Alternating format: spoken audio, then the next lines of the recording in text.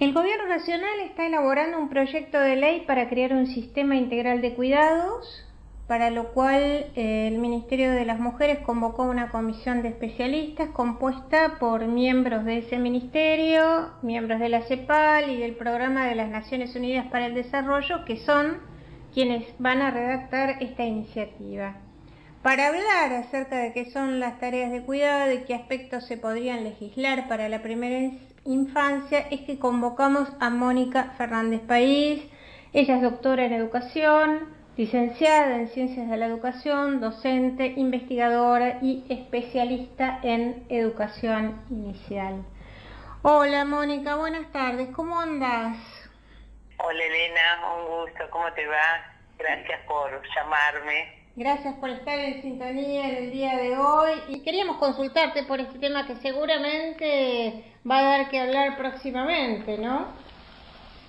Mira, yo creo que sí, creo que es un proyecto esperado, creo que el tema de las tareas de cuidado y el lugar que los distintos actores de la sociedad, pero sobre todo las mujeres, tenemos con esas tareas y necesitan y urgen ser ordenadas y pensadas en el colectivo de la sociedad. Y también me parece que nos deja en estado de preocupación y ocupación a quienes venimos desarrollando en el espacio público, digamos, la tarea de educar y enseñar a la primera infancia, uno de los sectores más involucrados en las tareas de cuidado. Y cuando hablamos de tareas de cuidado, ¿de qué estamos hablando específicamente? Porque creo que es un término que se ha acuñado en los últimos tiempos, pero que no todos por ahí conocemos en profundidad. Las especialistas y quienes estudian el tema en general son colegas del campo de la sociología, de las políticas, de las ciencias políticas, pero también a la educación este tema lo ha convocado en el último tiempo. El cuidado implica el cuidado de los que no pueden valerse por sí solos, ya sea por sus inicios en este mundo, en esta vida, y ahí está la primera infancia, por sus discapacidades y las limitaciones que de ellas se derivan, y también están las cuestiones ligadas a las enfermedades y, por supuesto, la tercera edad, ¿no? Y toda la ayuda. Me parece que el cuidar es algo que es intrínseco a la condición humana, en tanto tarea de ayudarnos para sobrevivir en este mundo, ¿no? Y también insertarnos en los universos culturales que a cada tiempo, a cada edad y en cada circunstancia es preciso conocer y formar parte. El tema del cuidado, digamos, siempre fue un asunto que durante años, ¿no?, fue considerado privado, familiar y femenino, ¿no? Y de pronto, digamos, con estas decisiones o con estas iniciativas, hablamos de un asunto público, social y de todos los géneros, no solamente que le correspondería a la mujer. Exactamente, yo creo que allí ahí aparece un cambio, digamos, de la mano de las reivindicaciones del feminismo, que por supuesto entiendo que las compañeras van a abarcar más allá de la sola condición de ser mujer, porque en esto estamos involucrados todos los actores de la sociedad, que tiene mucho que ver en el caso, digamos, del cuidar ese recibir a los que van llegando en este mundo, con tareas que van desde el cuidado meramente físico de los más chicos, de darles de comer, cuidar su sueño y su salud, a el afecto y el cuidado en la constitución de subjetividades. Ahí es donde nosotros, desde la mirada pedagógica, desde la perspectiva de la educación, creemos que tenemos un lugar protagónico, que no estamos muy seguras de cómo lo entienden los demás, ¿no? Porque cuando nosotros hablamos de un lugar protagónico, estamos pensando el modo en el que para cualquier docente o especialista en primera infancia se accede a la construcción de subjetividades y a los universos culturales de cada comunidad, y que no necesariamente eso es igual a institucionalizar a los niños en espacios de tipo escolar, podríamos decir, o espacios de guarda que sean de gestión social. Y ahí yo me voy a permitir decir que en los últimos años hemos avanzado en la construcción de un imaginario que dejaba de hablar de la guardería para los niños, pero que sin embargo en lo concreto, con nombres nuevos, que pueden ser diferentes a lo largo y ancho de toda la Argentina y me atrevería a decir de América Latina, no abandonan aquel preconcepto de guardar a los niños para que no molesten y que otros puedan hacer su tarea de producción, ¿no? Y ahí entra la faceta de los desarrollos en torno a la economía y cómo la economía del cuidado abona y ayuda a los procesos productivos y reproductivos, ¿verdad? ¿De qué hablamos cuando hablamos de este tema, ¿no? Del cuidado, de la economía, ¿cómo está ligado esto, una cosa con la otra, un tema con el otro? ¿De qué manera se puede beneficiar la economía teniendo, por ejemplo, el sistema integral de cuidados? ¿Hay algún estudio, algo que vos conozcas que podamos incluir acá en esta charla? Sí, mira, me parece que hay una biblioteca que ya empieza a ser bastante profusa en esas perspectivas, que trabajan estas lógicas, por así llamarlas, o como las especialistas las llaman, que dan cuenta de que para que tanto hombres como mujeres o miembros de las comunidades LGTB se incluyan en la economía como, digamos, productores de la misma, hay alguien que está haciendo la tarea del cuidado de los hijos, de las hijas, de los hijos,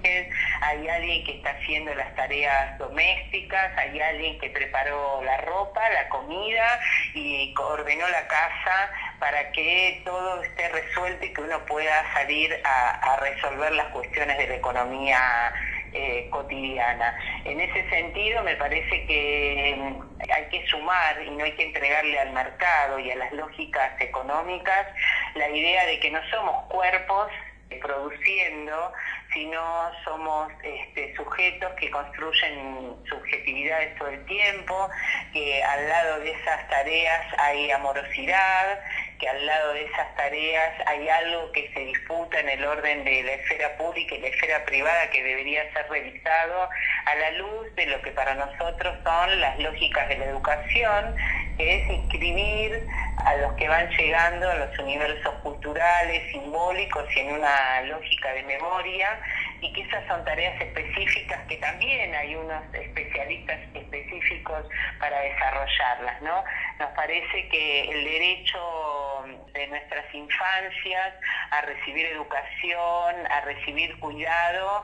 de ninguna manera se contrapone con los derechos de las mujeres, que son finalmente quienes bregan por el derecho a sus reivindicaciones como trabajadoras en la esfera pública y doméstica, y el derecho por el que ellas bregan, que es el derecho de sus hijas, y que entonces son también ellas quienes pelean por el derecho a la educación de ellos. No hay muchas posibilidades de que entendamos el nivel de opresión, de violencia doméstica y pública que ejercen sobre cualquiera de nosotros otros, si no tenemos claras algunas ideas, y eso implica educación. Por eso nosotros creemos que estamos allí convocados desde el primer momento. Estas son las cuestiones que a tu manera de ver deben estar incluidas en una legislación dedicada específicamente al cuidado, pero a la primera infancia. Sí, mira, yo creo que el problema o las cuestiones que van a aparecer en el trabajo sobre este anteproyecto, en que se ha convocado a un grupo de especialistas, digamos, que han dicho que van a convocar a distintos sectores de la sociedad, y esperamos y ansiamos poder allí estar disponibles para colaborar. Digamos, nosotros tenemos muchas ya normas vigentes que no se cumplen del todo. El primer gran programa que tenemos es la Ley Nacional de Educación, que se sancionara durante el gobierno de Néstor Kirchner y que nosotros defendemos como nuestra plataforma educativa. aquello que Adriana Puigros llamó a la escuela como plataforma de la patria, es lo que nosotros creemos que esa ley viene a defender, pero también tenemos leyes que han quedado a medio camino por la voluntad del gobierno macrista, como es la ley de regulación de los espacios de atención a la primera infancia, que están por fuera del sistema educativo, y entonces oponemos, entendemos y esperamos que con mucho optimismo que cualquier trabajo que hagan las compañeras que trabajen en esta ley considere estas legislaciones, que ya están en el caso de esta ley, es una ley promulgada, pero que le falta la reglamentación y que solo busca poner una mirada desde la educación a cualquier espacio donde haya niños de menos de 6 años en nuestro país.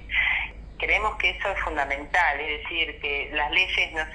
se desconozcan, que las leyes den cuenta de la integralidad y que se reconozcan como parte de un mismo proyecto político, que es el proyecto que empezara hace muchos años el peronismo y que continuaron Néstor y Cristina, y ahora retoman el presidente y la vicepresidenta. Así que confiamos en que seremos coherentes en los nuevos ordenamientos legales. Donde la educación de la primera infancia cumple un rol fundamental para poder ser convocados, ¿verdad? Yo creo que además el tema de las distintas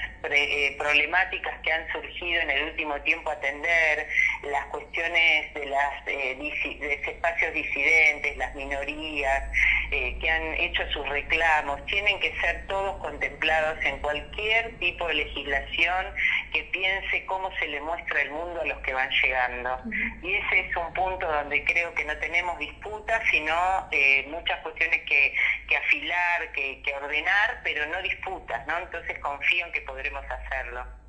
Estamos hablando con Mónica Fernández País, doctora en educación, y para ir cerrando, Mónica, quería consultarte en relación a las expresiones no solamente de la ministra de Educación de la ciudad, sino también en estas últimas horas acerca de las expresiones de otros referentes de la educación vinculados al macrismo, como son Finocchiaro, Tiramonti, Narodowski, que en las últimas horas han hecho también declaraciones en relación al tema educativo. ¿Cuál es tu mirada en estos días? La verdad que por un lado una profunda desilusión, muchísima tristeza, porque me parece que hay algunos principios que, más allá de la bandera partidarias que cada uno sostengamos y de cómo creamos que es el mundo, entiendo que no podían poner en discusión el valor central de la educación en cualquier proyecto político y cualquiera sea su inclinación. En el caso de los dichos de la ministra Acuña, total repudio a su manera de considerarnos a los docentes. En mi caso, por supuesto que orgullosa de haber superado todas las barreras que para ella eran el impedimento, que es el sentir que una maestra jardinera puede producir muchos saberes a lo largo de tantos años, el haber superado las barreras